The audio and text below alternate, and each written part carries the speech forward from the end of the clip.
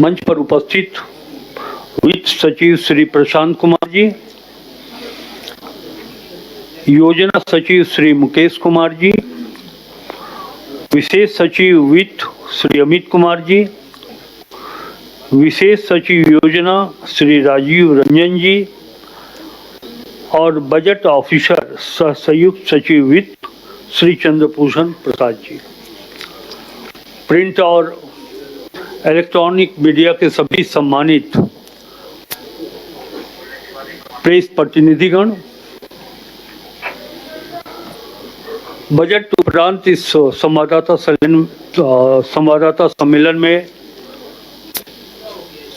मैं अपनी ओर से, राज्य सरकार के विभिन्न विभागों की ओर से और राज्य सरकार की ओर से आप सबों का हार्दिक अभिनंदन करता हूं। विस्तार से हम लोगों ने बजट में चर्चा की है बजट प्रस्तुत करते समय, लेकिन कुछ बुलेट पॉइंट्स पर हम आपका ध्यान चाहेंगे कि 2025-26 का जो अनुमान है, आर्थिक विकास दर 7.5% और वो भी कांस्टेंट प्राइस पर। जीडीपी रेशियो 27.3% और हमारा जो रेवेन्यू इनकम होगा वो 61,056.12 करोड़ और इस राजस्व की जो प्राप्ति अनुमानित है उसमें स्थापना और योजना में कैसे खर्च होंगे वो मैं आपको बताता हूँ। स्थापना एवं योजना व्यय का जो अनुपात होगा वो 37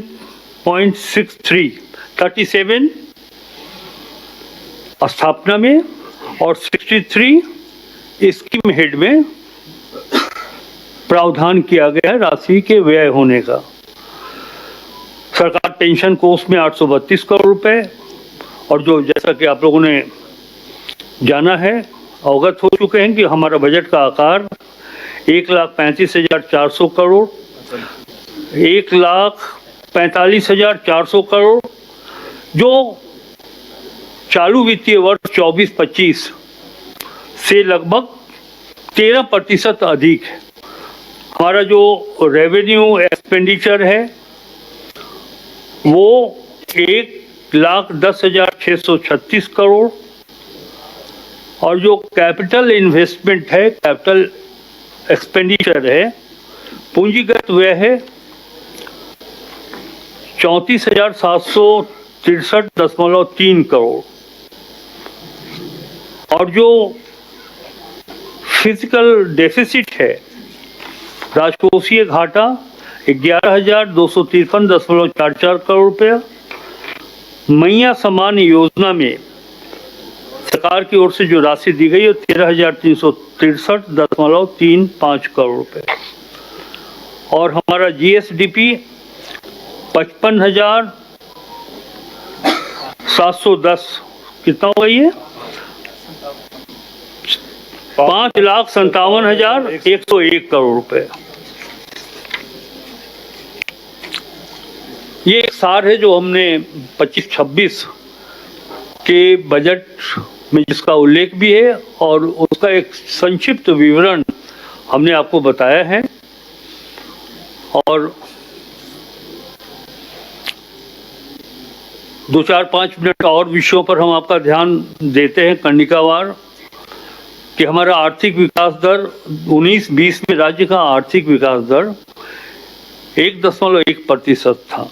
कोरोना काल में विषम परिस्थितियों को अपवाद माने तो वर्ष 2022-23 में अप्रत्याशित सुधार के साथ आर्थिक विकास दर 7.8% कांस्टेंट प्राइस रहा। वर्ष 23-24 में राज्य का विकास दर 7.5% कांस्टेंट प्राइस रहा तथा वर्ष 25-26 में जो अनुमान है वो 7.5% का है।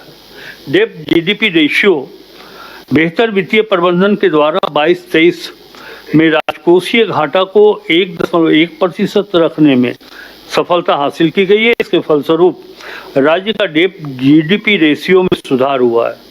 यथा वित्तीय वर्ष 21-22 में यह 30.2% था, वित्तीय वर्ष 22-23 में तथा 23-24 में क्रमशः 28.4 तथा 27.7% रहा। वित्तीय वर्ष 24-25 एवं 25-26 में क्रमशः 27.5% एवं 27.3% रहने का अनुमान है। हमारा जो रेवेन्यू इनकम है, राजस्व आय, स्टेट का ओन टैक्स, स्टेट का ओन नॉन टैक्स में उत्तरोत्तर वृद्धि हासिल की है। वर्ष 2019-20 में राज्य के स्रोत से कुल राजस्व आय 25,521 करोड़ रुपए थी, जो वित्तीय वर्ष 2023-24 में बढ़कर 41,429.88 करोड़ रुपए हो गई तथा वित्तीय वर्ष 25-26 में जो हम अनुमान कर रहे हैं कि 41,000 से बढ़कर ये 61,056 करोड़ 12 लाख रुपए होने का अनुमान है। और स्थापना एवं योजना के अनुपात को भी हम थोड़ा विस्तार से आपको बताना चाहते हैं।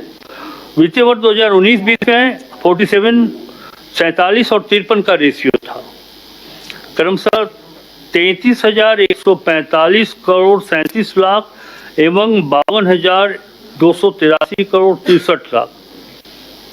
मैं ये कह सकता हूँ इसको समझने के लिए कि एस्टैब्लिशमेंट के ऊपर 33,145 करोड़ 33,52,283 करोड़ 63 लाख, ये 1 मिनट 145 लाख एवं आप देखेंगे कि स्कीम हेड में 52,283 करोड़ 63 लाख, जो फिनेंशियल ईयर 2025-26 में 37 और 63 यानी कि स्थापना मद में क्रमशः 53,658 करोड़ 47 लाख और स्कीम के हेड में 51,741 करोड़ 53 लाख प्रस्तावित है।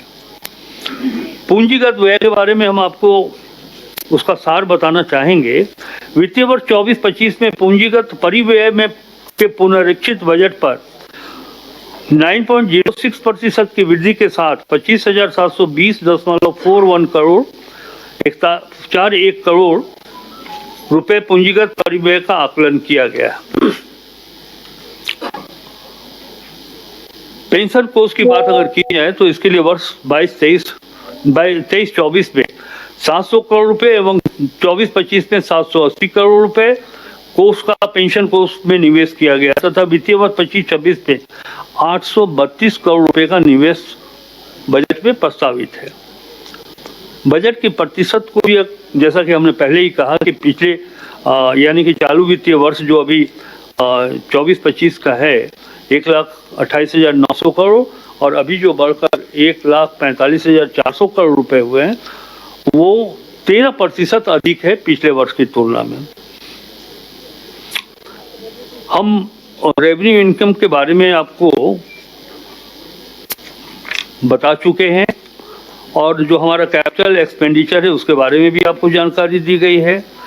सेक्टरल एक्सपेंडिचर के बारे में हम आपको बताना चाहेंगे कि सामान्य प्रक्षेत्र के लिए 37,884.36 करोड़ रुपए तथा सोशल सेक्टर के लिए 62,840.45 करोड़ तथा इकोनॉमिकल सेक्टर के लिए 44,665 करोड़ 19 लाख।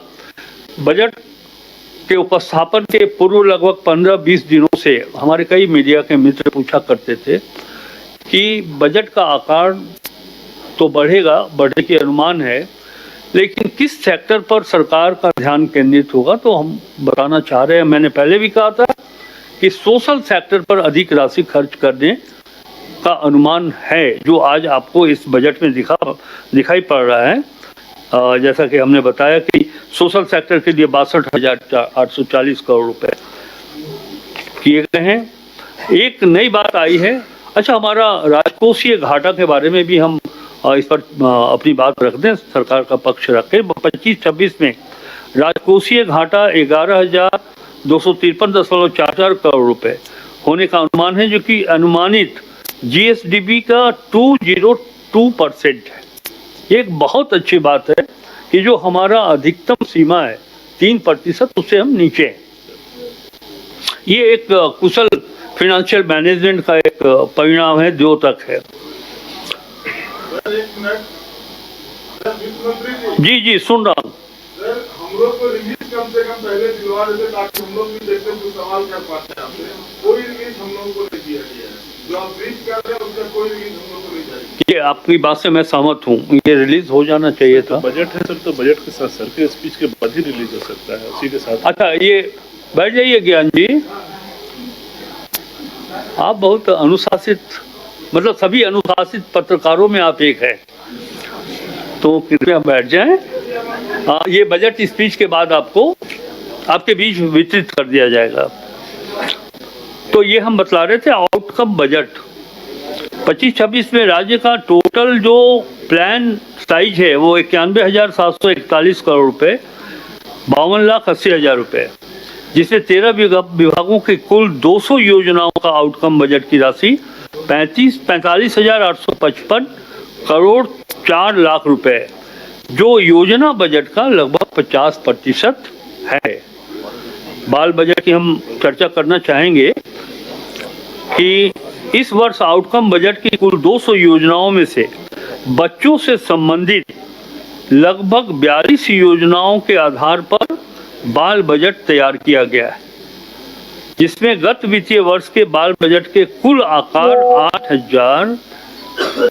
8,866.69 पर लगभग 6% के वृद्धि के साथ कुल 9,411.27 लाख रुपए की राशि का उपबंध किया गया है। झारखंड मुख्यमंत्री मैया सम्मान योजना के संदर्भ में मैंने सदन में भी बताया कि 13,025-26 में 13,363 करोड़ 35 लाख रुपए का बजटीय उपबंध किया गया है, जो योजना बजट का 14.56% तथा कुल बजट का 9.19% है। हो गए, बाकी हम आमंत्रित करते हैं यदि आपके मन में कोई ऐसी बात हो जो आप जानना चाहते हो।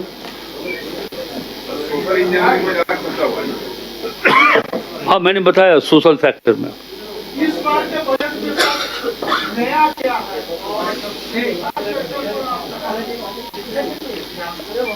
आप एक चीज गौर करेंगे माननीय प्रतिनिधि, आप इसको अगर आप इस रूप से देखें कि जब राज्य का निर्माण हुआ था 2000 में, और 2000 से लेकर के 2024 तक की बात करें और बजट को गौर से देखें, आपने कहा कि इंफ्रास्ट्रक्चर पर इस बजट में क्या उपबंध किया गया है, तो आप देखेंगे कि 2000 से 2024 तक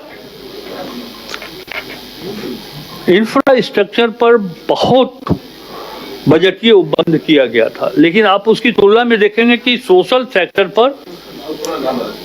सेक्टर पर वो प्राथमिकता निर्धारित नहीं की गई थी। लेकिन इस वित्तीय वर्ष में ये स्पष्ट हम लोगों ने किया है कि इंफ्रास्ट्रक्चर पर 24 वर्ष तक काम हुआ है, अब भी काम होगा। इंफ्रास्ट्रक्चर पर भी बजटीय उपबंध किए गए हैं, लेकिन हमारी सरकार ने प्राथमिकता दी है सोशल सेक्टर के ऊपर। सर लगातार जो बजट है, बजट में राजकोषीय जो घाटा है वो बढ़ता जा रहा है। 2023-24 में जो राजकोषीय घाटा था वो 11,252 करोड़ था, जबकि अब 14,516 करोड़ है। कि आप बहुत अधिक राजकोषीय घाटा, कई आप देखेंगे देश के कई ऐसे राज्य हैं, मैं उन राज्यों का नाम नहीं लूंगा, लेकिन आप देखेंगे कि वहाँ फिस्कल डेफिसिट बहुत ज़्यादा है। लोगों ने ऋण लिया, बहुत सारा काम कर दिया, ऋण लिया तो भारत सरकार ने भी ये माना कि साहब एक सीमा तो होनी चाहिए ऋण लेने की, इससे अधिक आप नहीं जा सकते, और वो सीमा 3% का निर्धारित किया गया। तो झारखंड तो 2.02 पर ही है। इसलिए मैं कह रहा हूँ कि ये जो कुशल वित्तीय प्रबंधन का ही परिणाम है कि राजकोषीय घाटा विद इन लिमिट है हमारा। और आप कंट्री का रैंकिंग देख लीजिएगा तो मैं समझता हूँ कि फिजिकल प्रूडेंस में हम 1 नंबर पर है। नीति आयोग ने भी इसे माना है और प्रशंसा भी की कि पूरे देश में झारखंड फिजिकल प्रूडेंस में एक पहले नंबर का स्थान प्राप्त करता है और अचीवर स्टेट्स में उपलब्धि पाने वाले राज्यों में झारखंड पूरे देश में चौथे नंबर पर है। मैया सम्मान योजना के लिए कितना राशि इस बार बजट में लाया प्रावधान किया गया है? वो मैंने बताया आपको।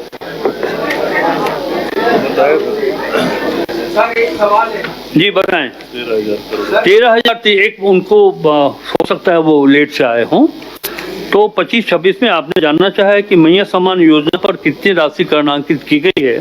13,363 करोड़ 35 लाख रुपए का बजट ही उपलब्ध किया गया।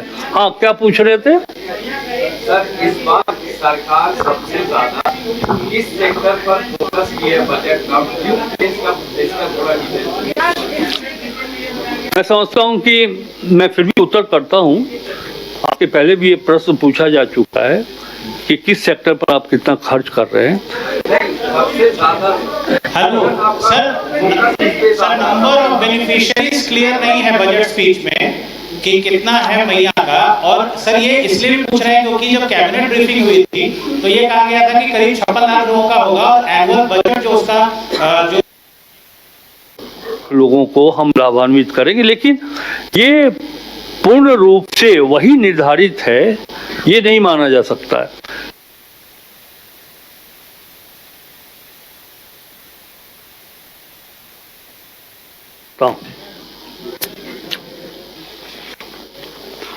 विस्तार से हम लोगों ने बजट में चर्चा की है बजट प्रस्तुत करते समय, लेकिन कुछ बुलेट पॉइंट्स पर हम आपका ध्यान चाहेंगे कि 2000 सरकार के खनिज विभाग के भी अधिकारी हों, तो उन्होंने स्वीकार किया। और जैसा कि हमको ज्ञात है कि 1 तारीख को कोई टीम गठित हुई है, 1 मार्च को ये टीम गठित हुई है, तो हो सकता है वो संख्या और आगे, वो राशि और आगे बढ़ जाए। हो सकता है कि वो राशि और कम हो कुछ, तो जो भी फलाफल आएगा उस टीम के जांच के बाद, आकलन के बाद, तो वो राशि उन्होंने कहा कि वो राशि हम चरणबद्ध तरीके से झारखंड को उपलब्ध कराएंगे। नेक्स्ट सर एक सवाल इधर से सर मैं नवीन। हाँ सर, जिस प्रकार से जो राशियां एलोकेट की गई हैं बजट में, निश्चित रूप से सराहना के पात्र हैं आप लोग। एंड सोशल वेलफेयर पर तो दिया ही ज्यादा है, लेकिन एजुकेशन पर जिस प्रकार से आपने 12% दिया, निश्चित रूप से साधुवाद आपको। लेकिन सर एक चीज, के मुंशी की एक कमेटी बनी थी 1953 में, उस समय कहा गया था कि पूरे देश में कम से कम 33% वन होने चाहिए। लेकिन सर दुर्भाग्य है कि 70 वर्ष बीतने के बाद भी न केवल देश की बात हम करें, हमारे राज्य में भी अभी तक 33% वन नहीं हुए। और जो वन के जो आंकड़े हमारे यहाँ दिए जाते हैं उसमें काफी जो है झाड़ झंखाड़ भी रहते हैं। ऐसे में मात्र 0.95%, जो कि सबसे कम है, बजट की एलोकेशन सबसे कम फॉरेस्ट एंड एनवायरनमेंट पर दिया गया है। क्या लगता है हमें अभी और लंबा इंतजार करना होगा उस 33% को प्राप्त करने के लिए? देखिए, इस संदर्भ में हम ये आपको बताएंगे, व्यक्तिगत रूप से ये हमारे लिए भी चिंता का विषय रहा है। और जब मैं बिहार में विधायक हुआ करता था तो इस विषय को मैं बराबर रखता हूँ।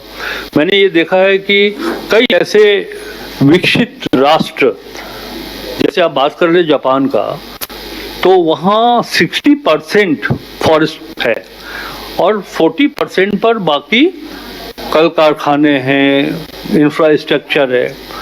तो मुझको ये आज भी लगता है और मैं इस बात को स्वीकारता हूँ कि जो वन होना चाहिए 1/3 33% टोटल एरिया का, वो झारखंड में नहीं है।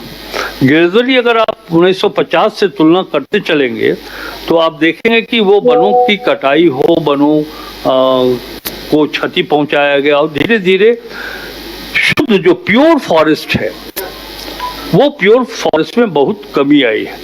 और जो देखिए, गौर करिएगा, मैं कह रहा हूँ प्योर फॉरेस्ट, जंगल झाड़ को भी फॉरेस्ट माना जाता है, लेकिन जंगल झाड़ का जो फॉरेस्ट है, जंगल झाड़ का जो फॉरेस्ट है वो हमारे जलवायु को बेहतर बनाने में वो सपोर्टिव नहीं होते हैं।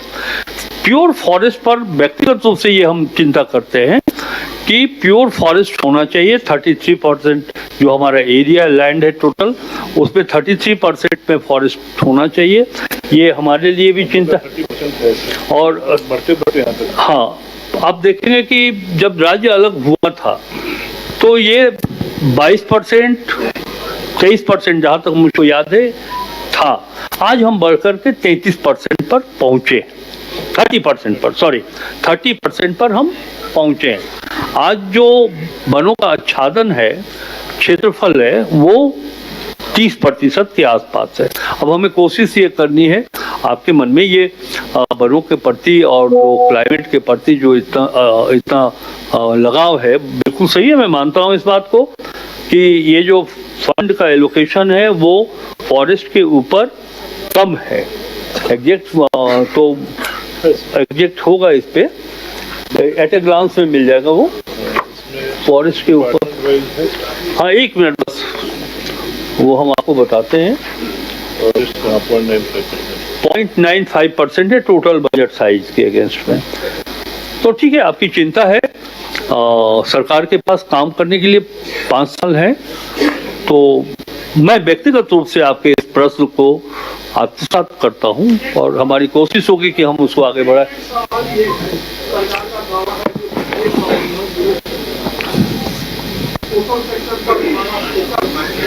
मैया सम्मान की जो राशि है वो समय पर नहीं मिल पा रही है, ये कब तक? हम आपको आश्वस्त कर रहे हैं, मैया सम्मान योजना की राशि इसलिए समय पर नहीं मिल पा रही है कि पैसे की कमी। मैं बता दूं कि पैसे की कोई कमी सरकार के पास नहीं है। कुछ डिलीवर करने में टेक्निकल प्रॉब्लम्स आते हैं जिसके कारण ये विलम्ब हो रहा है। कई जिलों में ये बात सामने आ रही है कि कुछ ऐसे लोग हैं जो इसकी आर्ता पूरी नहीं करते हैं, उसे भी देखा जा रहा है। लेकिन जैसा कि सदन के अंदर संबंधित विभाग के मंत्री ने ये कहा है कि मार्च होली के पहले ये राशि उनके खाते में उपलब्ध करा दिए जाएंगे। सर, अब बजट का नाम सर अबुआ बजट रखा गया है और जो आपका स्पीच था उसमें अबुआ आवास का भी जिक्र था, लेकिन 6,50,000 अबुआ आवास बनाने का जो टारगेट था 2024-25 में, उसमें सिर्फ 19,685 अबुआ आवास बने हैं, जो कि इलेक्शन में भी सबसे बड़ा मुद्दा था प्रधानमंत्री आवास के अगेंस्ट में, कि राज्य सरकार अपने स्तर से गरीबों को आवास दे रही है 3 कमरे का। जो आपका फ्लैगशिप प्रोग्राम था उसमें सरकार क्या फेल साबित हुई, और रेस्ट जो आप कह रहे हैं कि हम नेक्स्ट ईयर में इसको कंप्लीट करेंगे, तो ये विलंब क्यों हो रहा है? क्या रोल बैक की तरफ जा रहा है क्या ये स्कीम? जी नहीं, रोल बैक की तरफ नहीं जा रहा है। मैंने कई अवसरों पर सदन के अंदर और सदन के बाहर भी ये बात कहा है कि ये 5वां वर्ष झारखंड के लिए चुनावी वर्ष होता है, जो चुनाव को देखना पड़ता है, एक लोकसभा का और दूसरा विधानसभा का चुनाव। और जब दोनों चुनाव इस 5वें वर्ष में होते हैं तो 5-6 महीना तो लग जाता है आपको मॉडल कोड के कारण, जिसपे हमारा सोर्स ऑफ इनकम जो है, हम रेवेन्यू कलेक्शन भी उस 5-6 महीने के दरमियान में हम थोड़ा पीछे रहते हैं, रेवेन्यू एक्सपेंडिचर में भी हम थोड़ा पीछे होते हैं, बिकॉज की मॉडल कोड प्रभावित करता है। लेकिन जैसा कि हमने कहा कि ये 4-5 महीना उसमें निकल जाता है, तभी हमने कहा है बजट के माध्यम से कि जो योजनाएं लंबित हैं या फिर जो हमारा 25-26 का लक्ष्य है वो 25-26 में हम लोग पूरा करेंगे।